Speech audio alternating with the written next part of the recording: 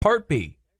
In this part of the test, you will hear 6 different extracts. In each extract, you'll hear people talking in a different healthcare environment. For questions 25 to 30, choose the answer A, B, or C, which fits best according to what you hear.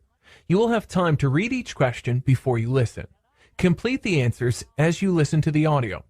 Now, look at the question 25.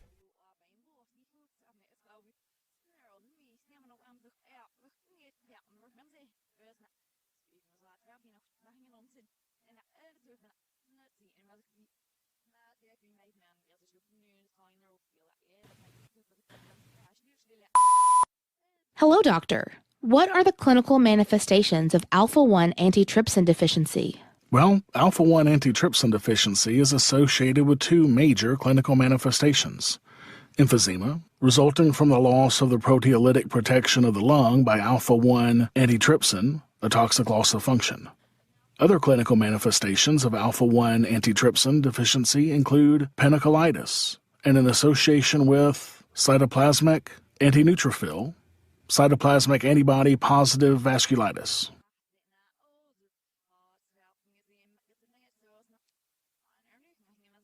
Question 26.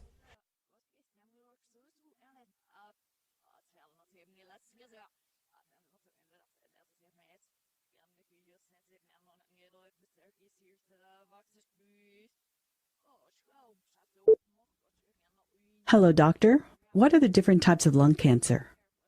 Squamous cell carcinoma, or epidermic carcinoma, usually starts in the bronchial tubes in the center of the lungs and can cause symptoms early on, especially hematypus. Large cell carcinoma often occurs in the outer regions of the lungs and tends to grow rapidly.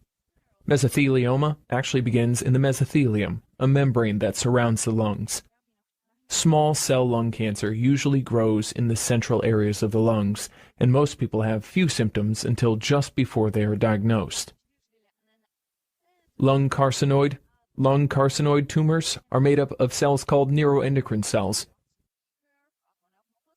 Question 27.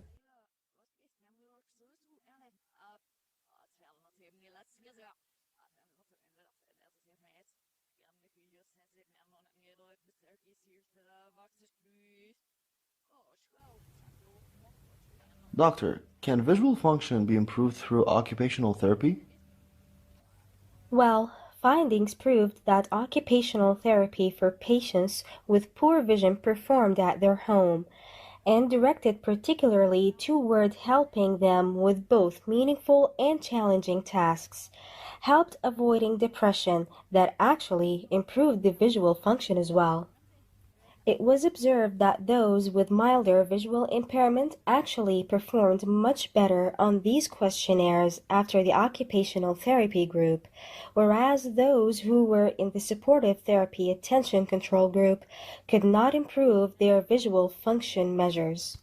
Therefore, the occupational therapy role not only improved in some of these depressive symptoms, but also in this specific subset of patients with mild impairment did improve their visual function as well. The comprehensive approach to rehabilitation, including in-home occupational therapy for those with visual impairment, is the key to improving visual function. Question 28.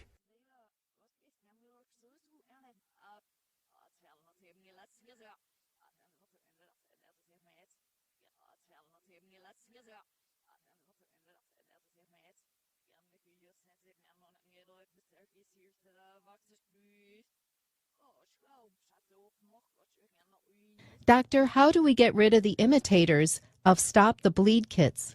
Stop the Bleed is a national campaign to increase awareness and provide training and kits to help the people witnessing traumatic bleeding.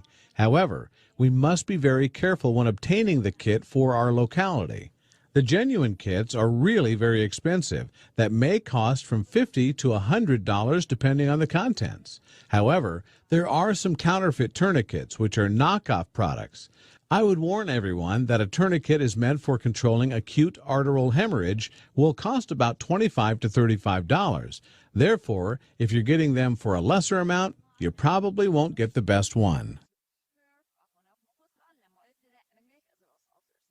Question 29.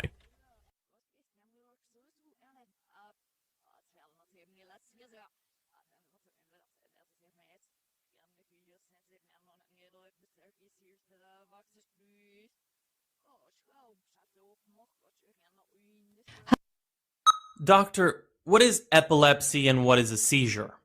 Epilepsy is a neurological or brain disorder which is also called a seizure disorder at times. Often, the patient is diagnosed with epilepsy only when they have already had 2 or more seizures. A short change in normal brain activity is called a seizure, which is the main sign of epilepsy. While certain seizures appear like starting spells, other seizures cause the patient to fall, shake, and become unaware of what's happening around them. Generally, a seizure lasts up to a few minutes depending on the type of seizure. Generalized seizures affect both sides of the brain, and focal seizures or partial seizures affect one side of the brain. Question 30.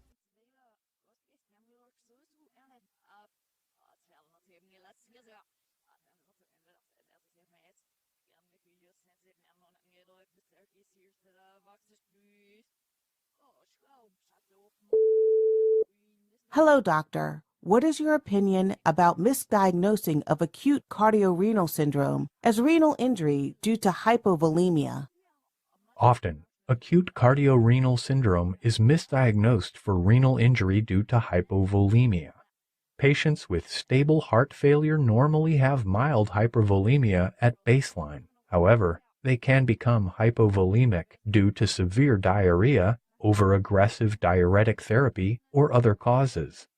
Although the fluid status of these two conditions are different, they are often difficult to distinguish.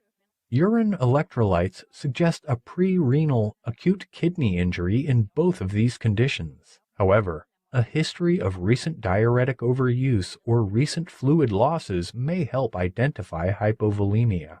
If available, analyzing of the recent trend in weight will be essential in making the right diagnosis. Misdiagnosis of acute cardiorenal syndrome as hypovolemia-induced acute kidney injury will be catastrophic. In case the volume depletion in acute cardiorenal syndrome is erroneously judged to be the cause of acute renal injury. Therefore, fluid administration can further worsen both renal and cardiac function.